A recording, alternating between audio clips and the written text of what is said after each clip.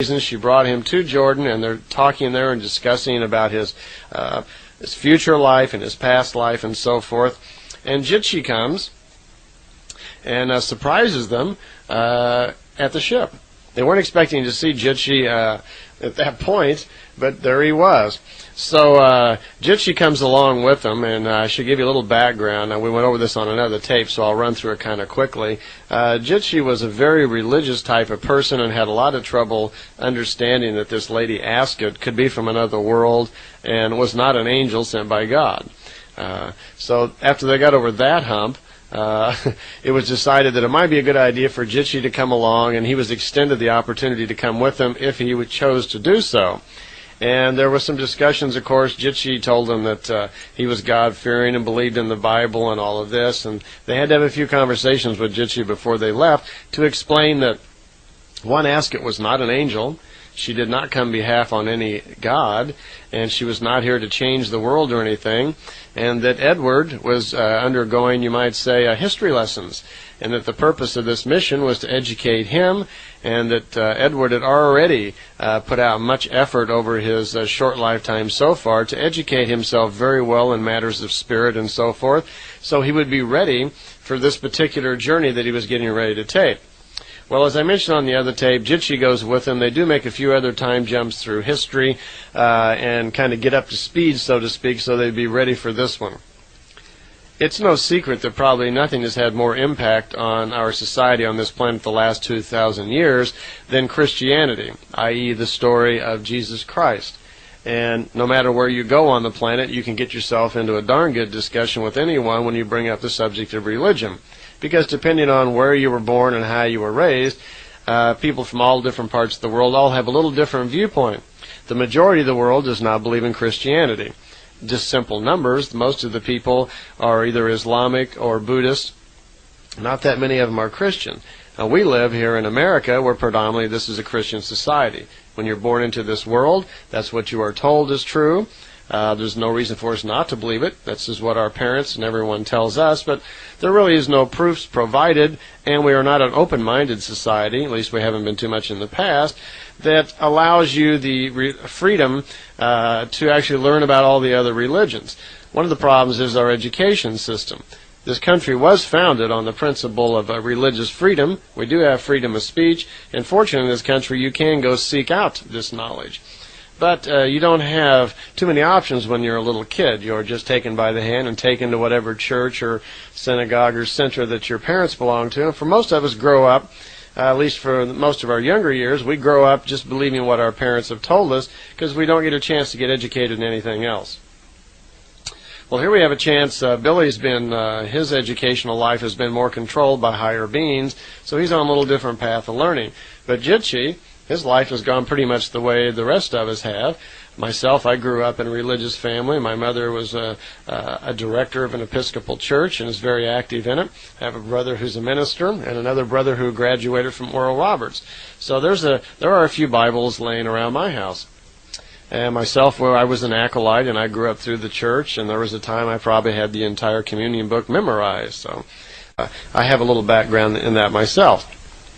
Jitchi was probably similar to that and was having a very difficult time now understanding what's going on, and that how history could have got changed and altered so much. You can imagine what might happen to someone's mind when suddenly they find out most of the things that they know and they've been told are a little different. They're different and they've been changed on purpose. So that one might irritate you to find out that you've been misled, that things have been misrepresented all of your life and you were educated wrong. Well, they take off for the year 32. They get into Ascot's ship. Ascot, they're in Jordan now in 1956. The ship just pulls away from Earth, and as Edward described it, they pulled off the planet. You could see the planet very small down below.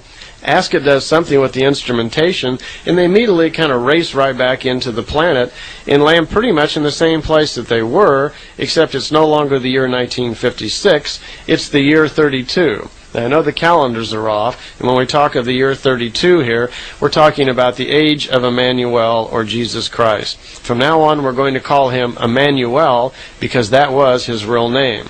In the old language, it was spelled J-M-M-A-N-U-E-L. Not so with an I or an E, but with a J. So we'll refer to him from now on as Emmanuel. Okay? They are now in what we're going to call the year 32, and it's just a few days before the crucifixion. They arrive there, and they get outside of the ship, and the first thing that Edward notices, he's looking around to see how much different everything looked, because they landed right back in the same spot. They're just a couple thousand years earlier. Well, he notices that the vegetation's quite a bit different. Trees are different. Some of the hills, the slopes and angles on them are a little bit different. But for the most part, he's able to recognize the landscape, and he can tell right away that he's at the same spot that they just left. Jitsi right away jumps out of the ship and grabs his pots and pans and his bag and everything with him and his Bible, because he's having a very difficult time understanding all this. It's quite a shock to your system to be 59 years old and to have all of your well-placed logic suddenly being shattered.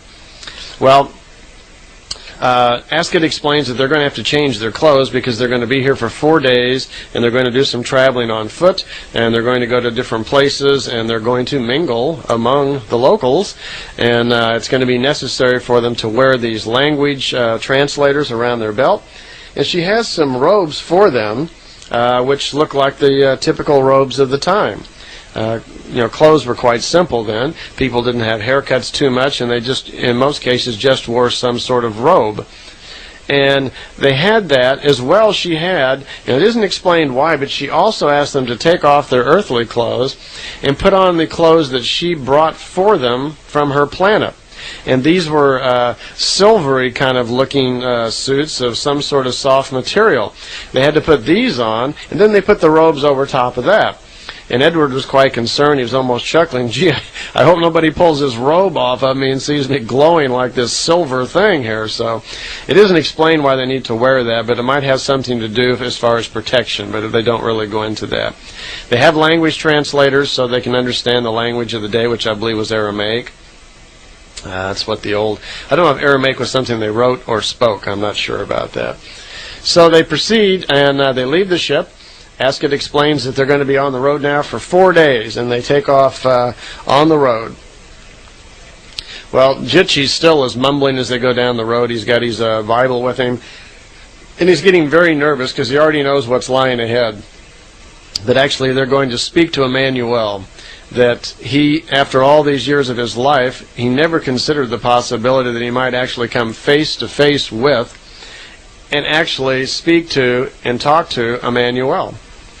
He is so glorified in our time. We've so exaggerated and blown out of proportion who he really was that now we liken him to a god. Some religions like to call him the creator of the universe, the creator of all men, and there's just no limit to some of the exaggerations, when in fact he was a human being like the rest of us.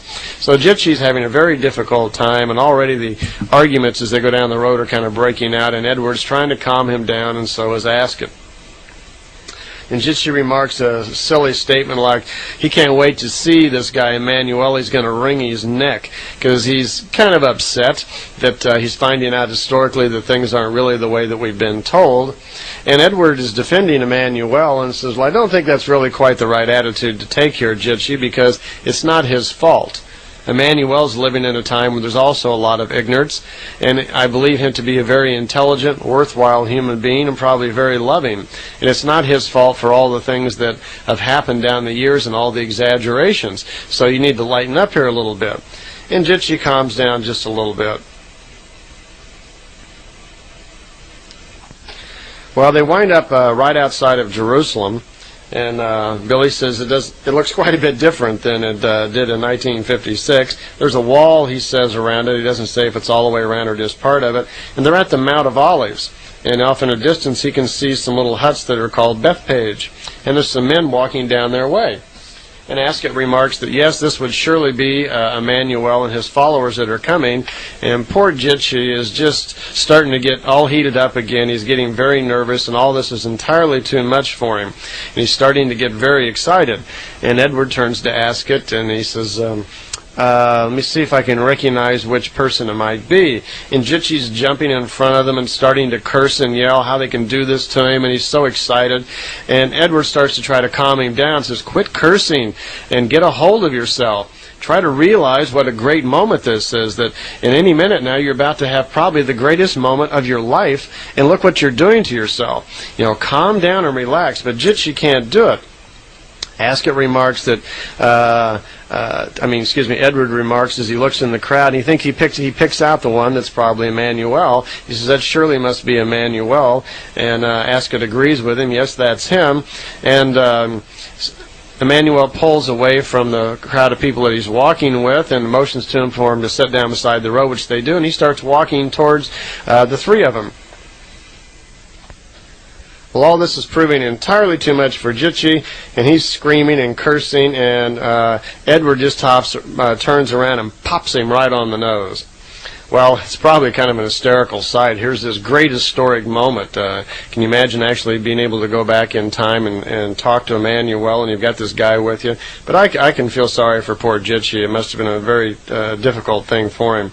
The outcome of it is nice. Jitsi calms down and apologizes just as Emmanuel walks up and says, "Be greeted in peace." And he calls Edward by name and acknowledges Askett. And he motions for Jitsi just to go over to the side of the road and sit down with his friends and followers there, that they'd be happy to take care of him. And he turns to Edward and says, "You hit him very hard." And Edward starts to comment, and he says, "That's no reproach at all. He had it coming. I could tell that he was out of control as I was walking towards." And he says, "But it's you I wish to speak to." And so they immediately pull over and just sit down the side of the road there. We've got Askett, Edward, and Emmanuel. We're having a little chat. So Edward was curious how he knew his name, and Emmanuel says, "Well, it's really quite simple." He says, "I did not learn this from Askett, and I have not talked to her before. Actually, I have the ability, I guess you would call it a future vision. I have the ability of prophecy. I have the ability to look into the future. And you, Edward, I know much about. Your visitation was expected." And he can tell already that Edward has a lot of knowledge and so forth, and compliments him on his education so far. And Edward says, "Yeah, well, thank you very much." And they start throwing a few flowers at each other, and there's a few comments there about, how advanced each of them actually are. And Edward comments that Emmanuel is standing before a heavy examination coming up also, and which he is. He's only a couple of days away from what we call the crucifixion. And Emmanuel speaks, "Yes, life demands very many difficult things. We all have to walk our way, and in honor." And he says to Edward right away, he says, "I can already perceive your questions, and I know the things that you want to ask, so it will be not necessary for you to speak them. And since we do not have much time, let me go straight to the answers to your questions that you're thinking. To begin with, the lessons that I speak and so forth are not new. They're not even new to the scribe of my time. These things that I speak of, the laws of creation, the real truths of the universe, have been known to others down through our times. They have been passed on. Here they are only falsified for the scribes themselves. They would wrongly place God above creation and pretend that it is their own God who is the creator of all things. This is simply not true. For myself, I have been educated and know that God being a human being just like all others, but that the great God, is truly a king of wisdom. Creation is not a human form, but a creational spiritual energy which creates all things in the universe, including the different gods." He says it's very difficult to speak the truth here in these times, because it's very difficult for people to face the truth. As before me, there's been very little truth spoken on my world. Most people just don't want to hear it. There are so many different viewpoints on this planet right now, it's very difficult for Emmanuel. He says, "In the future, the world is heading for very much misery because of all the lies of the scribes, and I'm very well of all of the problems in the next 2,000 years that will be caused by the religions. They will stop at nothing. Murder, deceit, fear, intimidation, whatever they need to do to control the masses of the people." Emmanuel goes on to say, "I know the truth, and I'm well aware that the truth brings with it great wisdom and force of spirit. As well, I will be able to fulfill his mission." He says the truth is far more important than any pain that might be temporarily passing through the body. It's possible to torture someone, even destroy them, but the truth will live on. It is impossible to actually kill the truth. He says, I also know that even though I'm a human being, it will be said that I am equal to the creation, that after my time is gone, that those will write about me and make all sorts of claims and exaggerations about me. As a human being, though, I will also suffer the fate of the bodily death, and it says in 83 years, and Billy's have a little different viewpoint. The majority of the world does not believe in Christianity. Just simple numbers. Most of the people are either Islamic or Buddhist. Not that many of them are Christian. Now, we live here in America where predominantly this is a Christian society. When you're born into this world, that's what you are told is true. There's no reason for us not to believe it. That's just what our parents and everyone tells us. But there really is no proofs provided, and we are not an open-minded society, at least we haven't been too much in the past, that she did not come behalf on any God, and she was not here to change the world or anything, and that Edward was undergoing, you might say, history lessons, and that the purpose of this mission was to educate him, and that Edward had already put out much effort over his short lifetime so far to educate himself very well in matters of spirit and so forth, so he would be ready for this particular journey that he was getting ready to take. Well, as I mentioned on the other tape, Jitsi goes with him. They do make understanding that this lady Ascot could be from another world and was not an angel sent by God. So after they got over that hump, it was decided that it might be a good idea for Jitsi to come along, and he was extended the opportunity to come with them if he chose to do so. And there were some discussions, of course. Jitsi told him that he was God-fearing and believed in the Bible and all of this. And they had to have a few conversations with Jitsi before they left to explain that one, Ascot was not an angel. She brought him to Jordan, and they're talking there and discussing about his future life and his past life and so forth. And Jitsi comes and surprises them at the ship. They weren't expecting to see Jitsi at that point, but there he was. So Jitsi comes along with them, and I should give you a little background. Now, we went over this on another tape, so I'll run through it kind of quickly. Jitsi was a very religious type of person and had a lot of trouble, like a few other time jumps through history, and kind of get up to speed, so to speak, so they'd be ready for this one. It's no secret that probably nothing has had more impact on our society on this planet the last 2,000 years than Christianity, i.e. the story of Jesus Christ. And no matter where you go on the planet, you can get yourself into a darn good discussion with anyone when you bring up the subject of religion. Because depending on where you were born and how you were raised, people from all different parts of the world all have